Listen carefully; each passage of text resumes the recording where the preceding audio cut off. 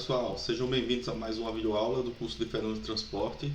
Essa é a aula 19, onde a gente vai falar um pouco sobre análise dimensional do escoamento. Bom, a gente vem estudando, né, a parte de análise quantitativa do escoamento, que é referente ao conteúdo de dinâmica dos fluidos, e a gente já passou então pela análise integral do escoamento, análise diferencial do escoamento, né, que são duas abordagens, né, uma a primeira local e a outra a primeira global, e a análise diferencial, análise local, né, onde a gente pode determinar características do escoamento em pontos dentro do volume de controle.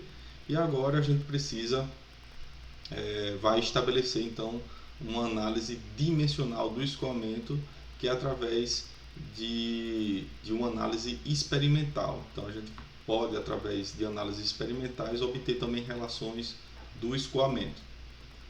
Bom, como é que surgiu então a análise dimensional e semelhança, nessa teoria da análise dimensional e semelhança? Surgiu em função de nem todos os problemas de mecânica dos fluidos, né, conseguirem ser resolvidos através de procedimentos analíticos ou antigamente também numéricos, né? Então a gente viu na análise diferencial do escoamento que a solução de Navier-Stokes era limitada a problemas, né, a alguns problemas onde a gente precisa estabelecer simplificações para que aquela equação ela consiga ser resolvida através de procedimentos analíticos. Caso contrário, eu vou precisar usar um procedimento numérico para resolver aquele problema. Tá? Então, em problemas mais complexos, né, por exemplo, bidimensionais, tridimensionais de escoamento, eu preciso aplicar, né, um procedimento numérico para determinar então a solução das equações de Navier-Stokes. E procedimentos numéricos, né, não são simples, esses procedimentos numéricos, principalmente antes da década de 70, né, onde não se tinha computador. E aí, com o surgimento do computador, se desenvolveu muito, né, a mecânica dos fluidos computacional, e hoje a gente tem softwares, tem muitas ferramentas, né, que a gente consegue utilizar para obter a solução numérica de escoamentos simples e complexos, usando procedimentos numéricos. Mas antigamente não existia isso, e aí essa análise ela se apresentou como uma análise muito de potencial, porque através de procedimentos experimentais se conseguia então estabelecer relações de problemas complexos na mecânica dos fluidos, né, envolvendo escoamentos. Então foi uma análise muito importante. A análise dimensional é aquela onde a gente estabelece uma relação através de experimentos, né, com parâmetros, vou dizer, a parâmetros adimensionais. E a semelhança é onde você estabelece uma relação também em laboratório, né, entre o modelo reduzido físico, né, de um problema real, e estabelece essa relação entre o modelo e o sistema, que é exatamente a realidade, né? Bom, o procedimento então chamado análise dimensional, a gente estabelece, né, essa relação entre um conjunto de grupos adimensionais de variáveis para descrever um fenômeno do escoamento. Então, o que é que a gente precisa em laboratório? A gente precisa primeiro pensar em um planejamento de laboratório para minimizar o esforço, porque o esforço de laboratório ele gera recurso técnico, né? Então pessoas precisam estar envolvidas para realizar aquele esforço de laboratório, e também requer recurso financeiro. Então todo experimento, todo ensaio requer um esforço financeiro, né? Para compra de reagente, compra de material. Então não é uma coisa simples. Então o que é que a gente precisa ter em mente? Então realizar então o experimento, obter o maior número de informações possível com o menor número de ensaios. E daí vem a análise dimensional, exatamente para reduzir, para tentar minimizar esse número de ensaios possíveis, o número de ensaios para estabelecer essas relações entre as variáveis dependentes e as variáveis independentes que vão descrever um fenômeno ligado ao escoamento. Tá? Então, esse é o objetivo da análise dimensional, é reduzir o esforço de laboratório para obter essas relações. Todo o fenômeno da mecânica dos fluidos depende de parâmetros geométricos e parâmetros do escoamento. Então, o que é que a gente vai fazer? Então, antes, né, de ir para o laboratório, a gente precisa mapear exatamente quem são esses parâmetros geométricos e quem são os parâmetros de escoamento que estão ligados ao fenômeno que queremos descrever. A partir desse mapeamento dos parâmetros, a gente vai para o laboratório e para estabelecer essa relação entre essas variáveis envolvidas, usando uma análise dimensional para tentar reduzir o esforço de laboratório e reduzir o número de ensaios, né, que a gente vai utilizar para obter essas relações. Só um exemplo aqui para vocês verem, né, como a análise dimensional ela é útil, né, para reduzir esse esforço de laboratório. Então imagine o seguinte, que você tem você quer descrever a força de arraste F sobre uma esfera lisa de diâmetro D que está estacionária, a esfera, e imersa em um escoamento uniforme de velocidade V. Então o escoamento, por exemplo, da esquerda para a direita, o escoamento passando ao redor aqui da esfera lisa de diâmetro D. E aí você inicialmente vai fazer o mapeamento das variáveis que estão envolvidas. Então essa força de arraste, ela depende de quê? De parâmetros geométricos, obviamente, né? Que seria o diâmetro, por exemplo, da esfera, então é um parâmetro geométrico. E também essa força de arrasto depende de parâmetros ligados ao escoamento, por exemplo, a velocidade do escoamento e também esses parâmetros aqui referentes ao fluido, né? Então, massa específica e viscosidade. Então, a força de arrasto, por exemplo, é uma função dessas variáveis aqui, de 4 variáveis independentes: diâmetro, velocidade, massa específica e viscosidade. Então, o que é que a gente tem que fazer? Estabelecer essa relação entre a força de arraste e essas variáveis independentes, tá? Então, essa relação é dada por uma função, e essa função a gente pode obter em laboratório. Então, um procedimento, né, que poderia ser feito é fazer todas as combinações possíveis. Por exemplo, definir uma faixa para cada parâmetro independente, você definir uma faixa de variação de valores, né? Por exemplo, da velocidade, você definir uma faixa de variação e daí você fixa os outros parâmetros independentes e vai variando um deles em laboratório e estabelecendo a relação entre, por exemplo, a força de arraste e a velocidade com os outros valores fixados. Para obter, por exemplo, se eu fizesse 10 ensaios, né, para cada faixa de variação de cada variável, para a gente obter todas as combinações possíveis, a gente precisaria de 10 a quarta ensaios, ou seja, 10.000 ensaios para obter todas as possibilidades, né, todas as combinações possíveis de variação.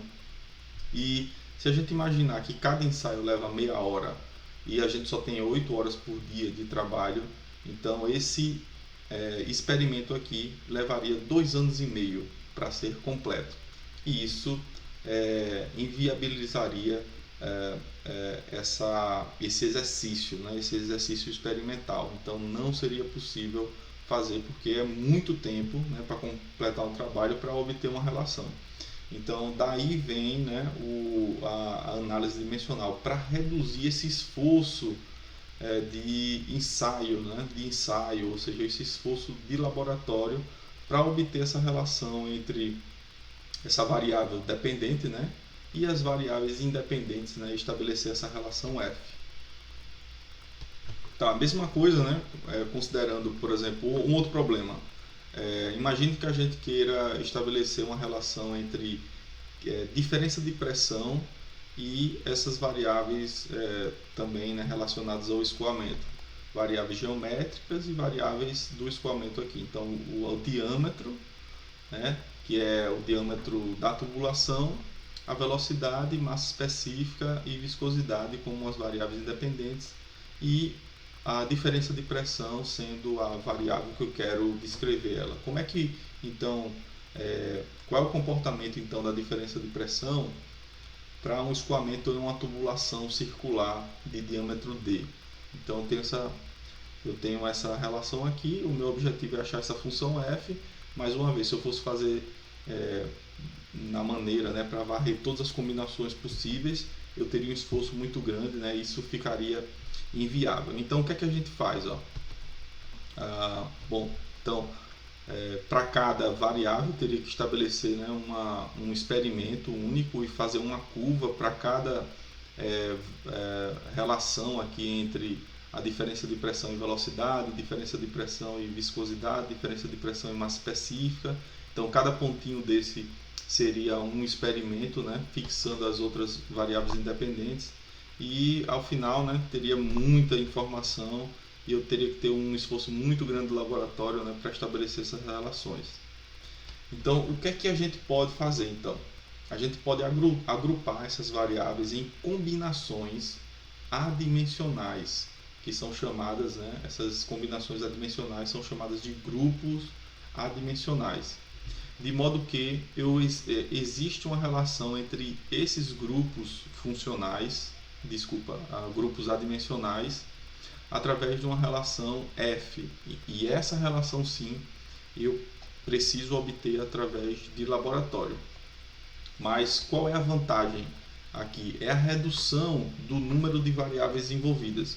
Então, ao invés de trabalhar com 5 variáveis, né, uma dependente e 4 variáveis independentes, eu trabalho com 2 variáveis só. Eu estabeleço um grupo aqui do lado esquerdo da equação, então isso aqui vai ser um grupo adimensional, e esse outro grupo aqui adimensional que está como argumento da função f. Então, ao invés de trabalhar com 5 variáveis, eu vou trabalhar só com 2 variáveis, 2 grupos adimensionais. Então, esse grupo aqui, que seria o grupo, né, que tem a variável aqui dependente, vocês estão vendo aqui o ΔP, né, que é a diferença de pressão, e eu tenho um outro grupo aqui que consiste, né, em uma relação entre as variáveis independentes. Tá? Então, esse é o objetivo, reduzir o número de variáveis na análise dimensional, e daí eu faço um experimento mais simples, né? Por exemplo, com 10 valores aqui de variação, definindo uma faixa, eu consigo estabelecer essa função f com essa relação aqui entre esses dois grupos adimensionais. E depois que eu estabeleço a relação, eu posso isolar, obviamente, né, o meu ΔP, que é a diferença de pressão. Eu isolo o ΔP, passo essas outras variáveis para o lado direito da equação, e eu tenho então a minha relação, né, entre a minha diferença de pressão e as minhas variáveis independentes. Então é isso que eu falei, ó. Então eu tenho 2 grupos adimensionais, então só tenho 2 variáveis agora envolvidas no problema, e aí eu estabeleço então um experimento onde eu defino uma faixa de variação desses grupos, e eu vou obtendo esses pontos aqui, onde cada ponto desse é um ensaio em laboratório. Então, e a partir depois de obter esses resultados, eu posso então estabelecer essa curva preta, né, onde passa por esses pontos, e essa curva é exatamente a função f, que é a relação entre esses 2 grupos adimensionais. Bom, existem várias metodologias para descrever essa relação entre grupos adimensionais, e a gente vai focar dessa aula no teorema de Buckingham, que é um teorema do ponto de vista de análise mais simples. Então, o que é que ele estabelece, o teorema de Buckingham? O teorema de Buckingham ele fornece essas relações entre os parâmetros dimensionais para obter então parâmetros adimensionais. Então ele fornece relação entre parâmetros dimensionais, por exemplo, né? Diferença de pressão, densidade absoluta, viscosidade, velocidade, e para obter então parâmetros adimensionais, formando esses grupos adimensionais.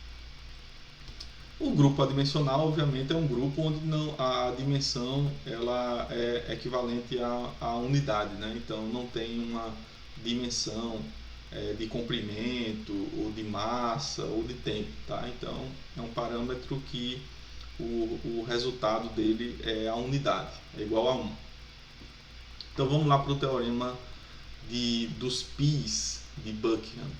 Que teorema é esse dos πs? Esse teorema diz o seguinte, ó, dado o problema físico, tá, de mecânica dos fluidos, onde a variável dependente, que é aquela que a gente quer descrever, é uma função de n-1 variáveis independentes, para a qual existe uma relação desse tipo aqui. Então eu tenho que a variável dependente vai ser igual à função das variáveis independentes, beleza?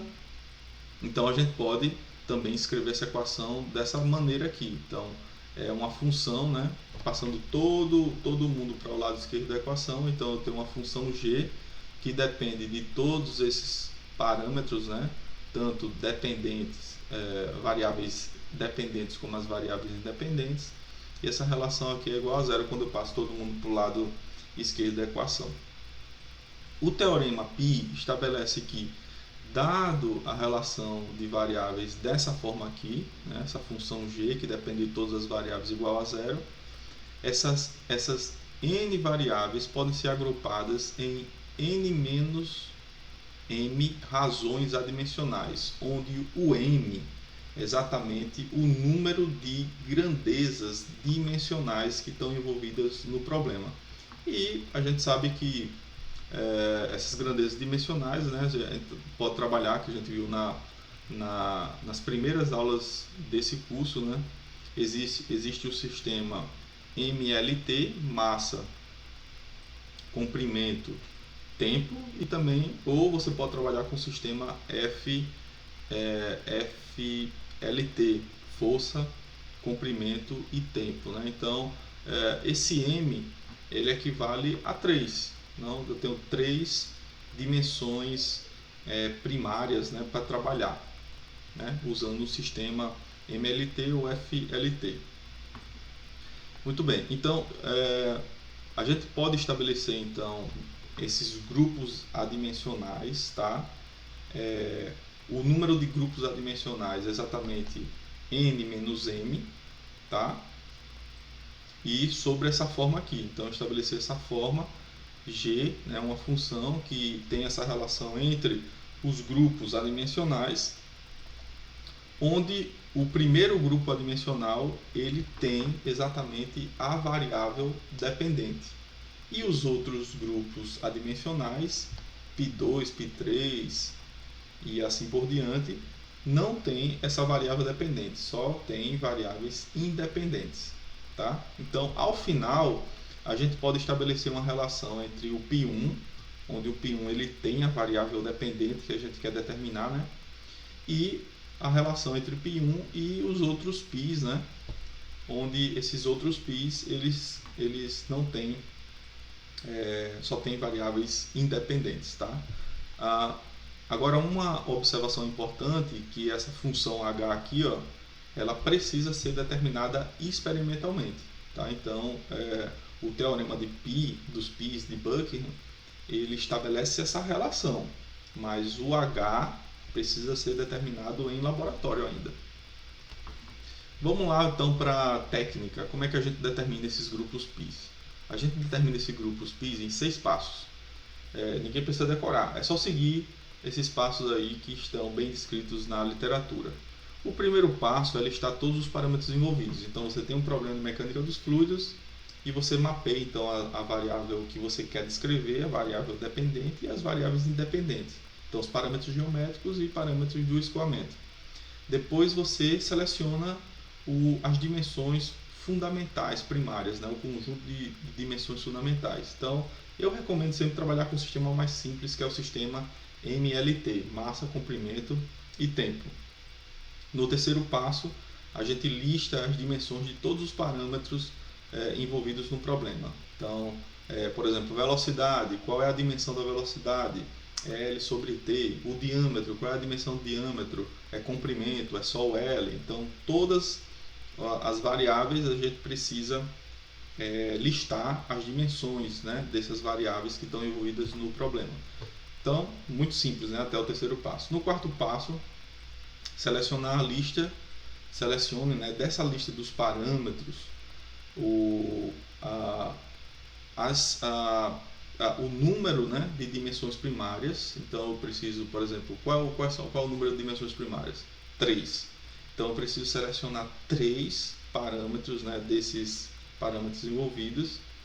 E desses 3 parâmetros eu preciso selecionar as variáveis que têm dimensões mais simples, mas que contemplem todas as dimensões primárias. Então esse é um passo muito importante e com o exercício a gente vai aprimorando esse passo. Mas resumidamente a gente precisa selecionar 3 parâmetros, né, dos parâmetros que estão envolvidos no problema e tentar escolher parâmetros, né, que incluem todas as variáveis. Então, que inclui todas as dimensões, sendo a mais simples, né, os mais simples possíveis, né, para que esses parâmetros eles se repitam em todos os grupos adimensionais. Então eu preciso selecionar 3 que vão se repetir em todos os grupos adimensionais, no π1, no π2, no π3, tá? Então esse é um passo muito importante, né, para estabelecer essa relação dos grupos πs. No quinto passo, a gente precisa estabelecer as equações dimensionais. Então, a gente combina os parâmetros selecionados no passo 4, nesses 3 parâmetros, com os outros parâmetros, com a finalidade de formar esses grupos adimensionais. Então, ao final, você vai ter n menos m equações, onde m é o número de variáveis, né, totais, e o m é o número de dimensões, né? No caso, a gente vai trabalhar com 3 dimensões, o sistema MLT.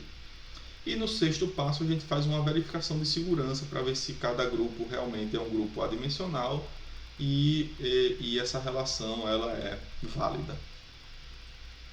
Bom, só lembrando, né? Então a gente vai trabalhar muito com esse sistema aqui, que é o sistema MLT, mas uma coisa importante é que vocês conheçam, né, também as dimensões de outras grandezas, por exemplo, força. Então a força, né, no sistema MLT é ml dividido por t ao quadrado. Velocidade é L sobre t. Aceleração é L sobre t ao quadrado. Então ninguém precisa decorar isso, então isso é tabelado. Vocês podem pegar qualquer livro de mecânica dos fluidos e em função disso vocês já têm, né, qual é a dimensão para cada grandeza, tá? Grandeza de área, grandeza de gravidade, grandeza de aceleração, de velocidade. E aí fica muito mais fácil de mapear a dimensão para cada quantidade. Tá? Então tem outras aqui, ó, vazão, fluxo de massa, então é só para que a gente tenha isso bem mapeado, né? Como vocês estão vendo aí, e isso, como eu falei para vocês, está na literatura. Ninguém precisa decorar as dimensões para cada quantidade dessa.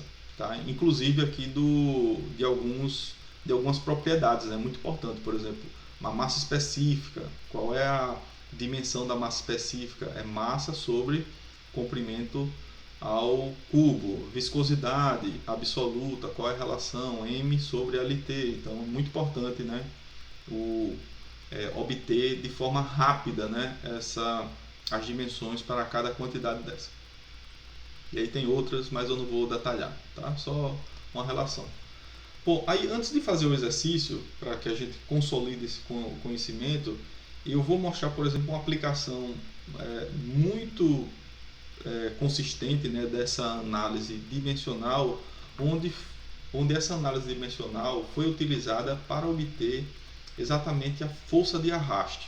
A força de arraste, né, que é essa força que faz a resistência ao movimento de um objeto sólido que está através de um fluido, né, que está submetido a um escoamento. Então, como vocês estão vendo aqui nessa figura, eu tenho a dificuldade, né, de nadar na água, exatamente porque o nadador precisa vencer essa força de arraste. Tá? Então, quanto menor essa força de arraste, maior a facilidade vai ser, né, para que o nadador consiga se impulsionar para frente. Tá?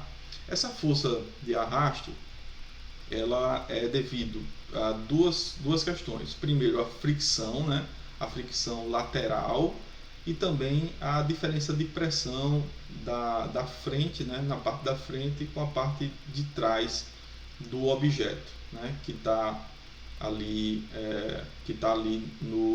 imerso, né, no fluido.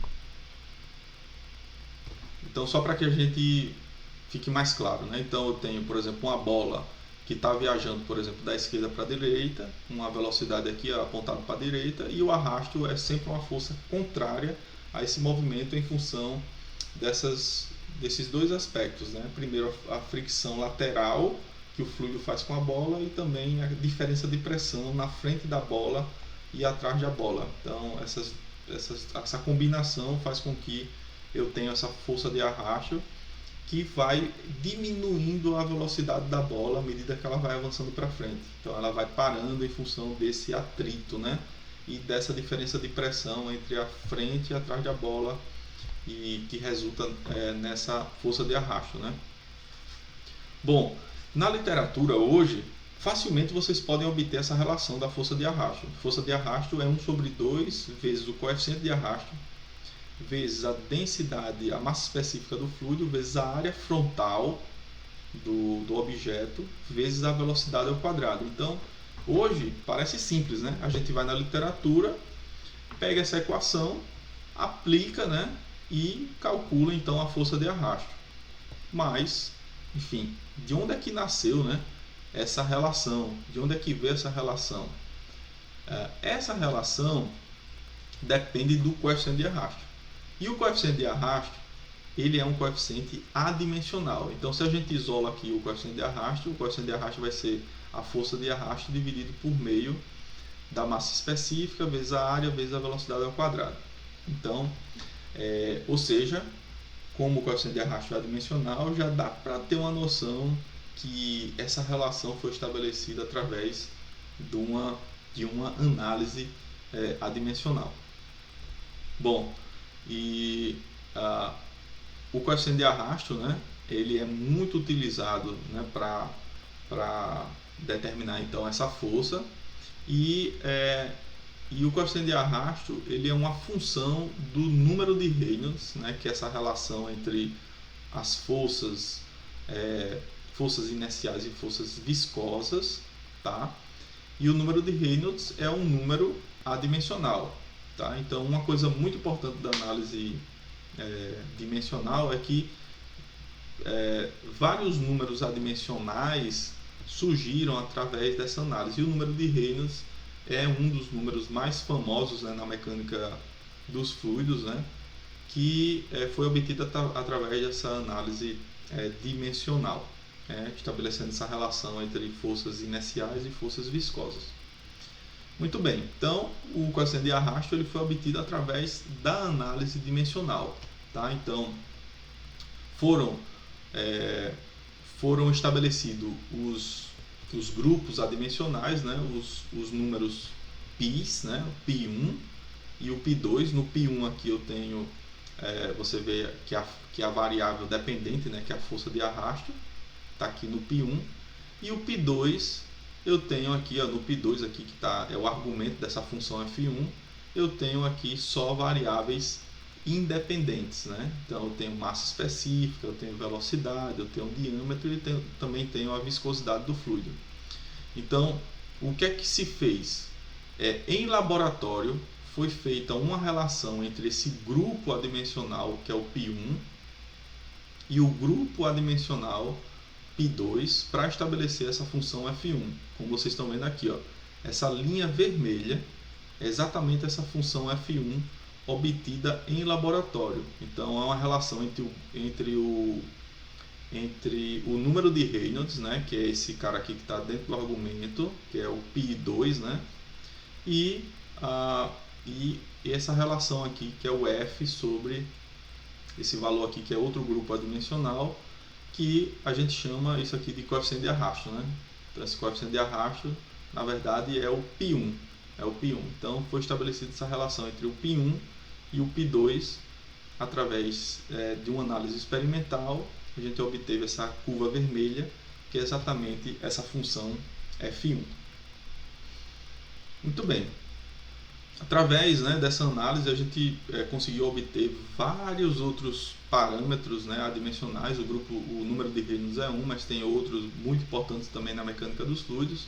Eu queria destacar esses 6 aqui, né, que é além do número de Reynolds, você também tem outros bem importantes, né? Então, como por exemplo, o número de Euler, que é uma relação entre força de pressão e força inercial. O número de Reynolds, como eu falei para vocês, é uma relação entre força inercial e força viscosa. Então, é para identificar, por exemplo, se o escoamento ele é laminar ou turbulento, né? A gente usa muito o número de Reynolds. O número de Froude, é uma relação entre forças inerciais e força de gravidade. Então, para verificar se o escoamento ele é mais ou menos influenciado pela gravidade. O número de Froude, por exemplo, abaixo de 1, eu tenho que abaixo de 1 a força de gravidade ela é muito importante no problema, e acima de 1 eu tenho que a força de gravidade já não é tão importante no problema. Então, abaixo de 1 o escoamento ele é subcrítico, e acima de 1 ele é supercrítico, né? Então, quando a força inercial é igual à força de gravidade, eu tenho um escoamento crítico, né? Eu tenho uma relação igualitária entre essas duas forças inerciais e de gravidade. Então, é muito importante esse tipo de escoamento, por exemplo, para você avaliar, né, o efeito da força de gravidade no escoamento, se ela é importante ou não. Número de Marsh, relação entre força inercial e força de compressibilidade, tá?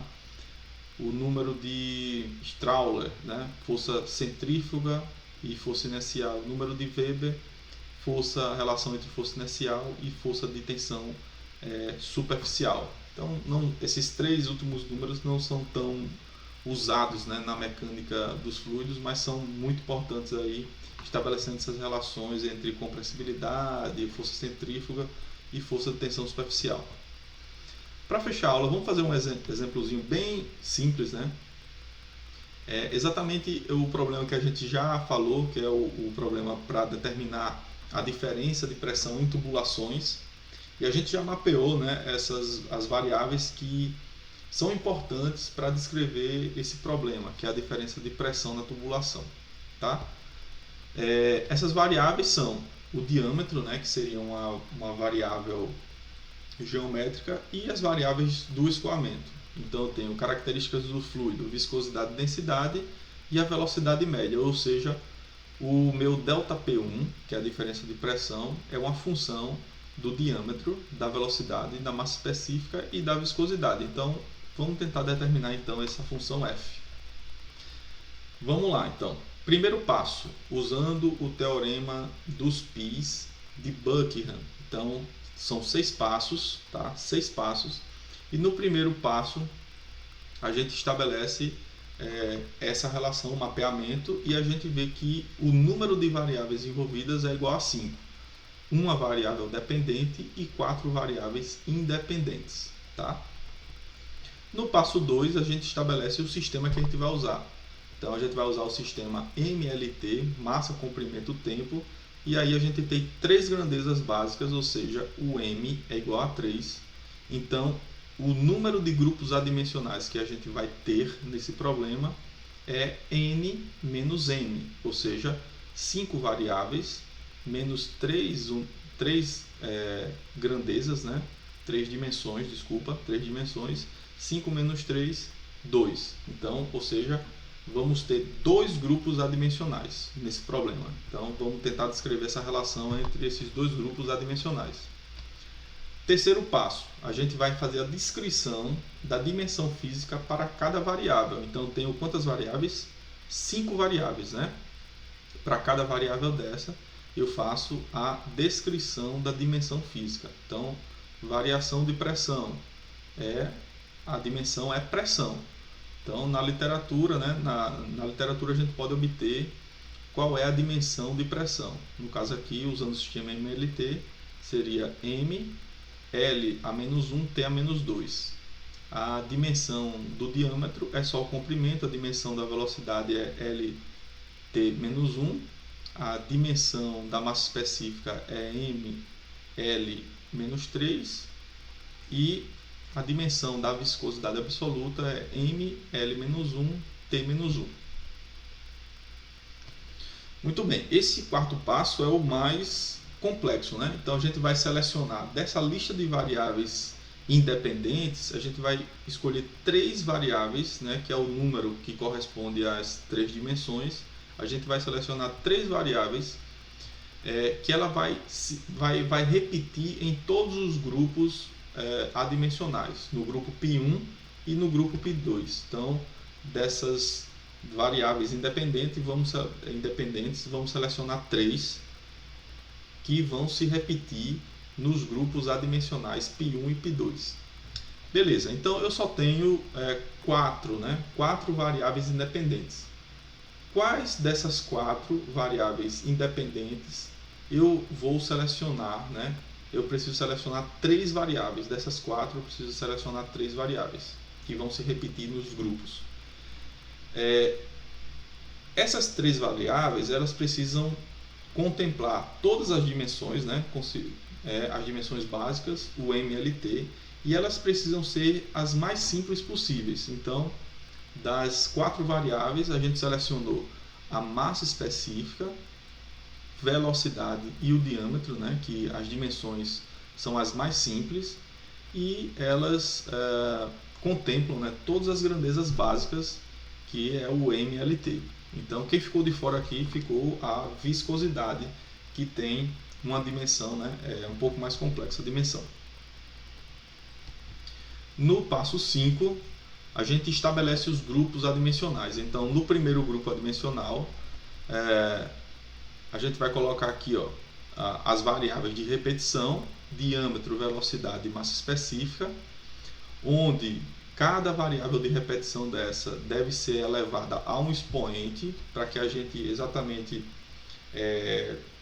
consiga determinar essa combinação adimensional. Então, cada variável dessa de repetição, ela vai ser elevada a um expoente. Então, aqui no grupo π1 eu tenho diâmetro elevado a A, velocidade elevada a B, massa específica elevada a C. Então, eu ainda não sei quem é o A, quem é o B e quem é o C. Eu vou determinar esses valores dos expoentes. Vezes a variável dependente, que é o meu ΔP. E no π2 eu tenho as minhas variáveis de repetição, D elevado a um expoente aqui que eu chamei de D, a velocidade elevado a E, um expoente E, a massa específica elevada ao expoente F, vezes a outra variável que sobrou, né, independente, que é a viscosidade absoluta. Então eu estabeleci aqui os meus grupos πs, o π1 e o π2. No π1 eu tenho uma variável dependente, no π2 eu só tenho variáveis independentes. Observem que o objetivo, então, agora é determinar esses valores de A, B, C, D, E e F, que são os expoentes que estão aqui, né, os expoentes, né, das variáveis independentes, né, de repetição. E determinando esses expoentes, eu determino, obviamente, né, os grupos adimensionais π1 e π2. Como é que a gente determina esses expoentes? Bom, os valores dos expoentes podem ser determinados para que tornem as combinações π1 e π2 adimensionais. Não? Se o π1 e o π2 são adimensionais, então que dimensão o π1 e o π2 deve ter? Tem que ter dimensão igual a 1. E para ter dimensão igual a 1, o M tem que ser elevado a 0, o L tem que ser elevado a 0 e o T tem que ser elevado a 0. E aí, sabendo disso, a gente pode estabelecer, né, as equações, né, um sistema de equações para determinar então os valores de A, B, C, D é o A, B, C, D, E e F. Então, esse sistema de equações é bem simples, né? Então, por exemplo, se eu pego aqui, ó, do lado da equação eu tenho o m, né? Por exemplo, o m elevado aqui a c, né? mc, e aqui o m elevado a 1. Então, desse lado da equação eu tenho, se a gente está multiplicando, a gente soma os expoentes. Então, c mais 1 é igual a 0. Então, c mais 1 é igual a 0. Se a gente pega a grandeza L, a gente vê aqui que A mais B menos 3C, o L aqui, né, menos 1, é igual a 0 também. E pegando aqui o T eu tenho que menos 1 vezes B vai dar menos B mais menos 2 é igual a 0. Então eu estabeleço esse sistema de equações e aí através do sistema eu posso determinar esses expoentes, né? O A vai ser igual a 0, o B vai ser igual a menos 2 e o C vai ser igual a menos 1. A mesma coisa eu faço aqui para o grupo π2 e obtenho os expoentes D, que vai ser igual a menos 1, o E menos 1 e o F também deu menos 1 aqui nesse sistema de equações.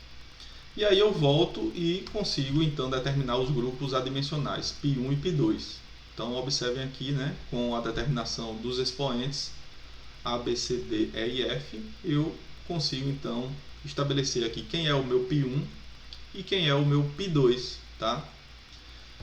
Muito bem, e aí para fechar a gente pode agrupar, né, essas variáveis em dois grupos adimensionais. Então eu tenho uma relação entre π1 e π2 dado por uma função h, e essa função h ela é obtida experimentalmente. Então eu tenho que ir para o laboratório para obter essa relação entre o π1 e o π2, né, em função desse comportamento, né, que é a função h. Tá? Então, basicamente era isso que eu tinha para mostrar na aula de hoje. Espero que vocês tenham entendido e até a próxima, então. Obrigado.